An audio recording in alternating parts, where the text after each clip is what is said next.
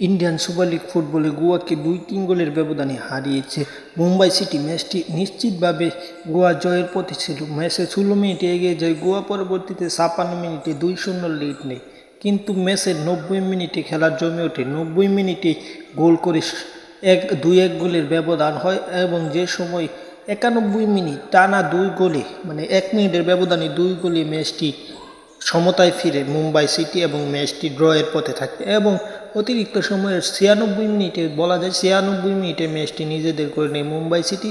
টানা ৭ মিনিটের মাঝে ৩টি গোল করে ম্যাচটি মুম্বাই সিটি ৩-২ গোলের ব্যবধানে জিতে পয়েন্ট টেবিলের শীর্ষস্থানটা আরও মজবুত করেছে। পাশাপাশি গোয়ার জন্য কিছুটা কঠিন হয়ে গেছে চ্যাম্পিয়ন হওয়া, কারণ এই ম্যাচটা যদি গোয়া জিততে পারতো তাহলে গোয়া পয়েন্ট টেবিলের ৩য় স্থানে উঠে আসতে পারতো, কিন্তু সেই সুযোগটা হাতছাড়া করেছে তারা এবং সেই সুযোগটা হাতছাড়া করলেও মুম্বাই সিটি থেকে নিজেদের কাজটা করে নিয়েছে। যাই হোক, খেলার ছোট থেকে বড় আপডেট পেতে চ্যানেলটি সাবস্ক্রাইব করে রাখতে পারেন। ধন্যবাদ সকলকে, পরবর্তী ভিডিও দেখবেন।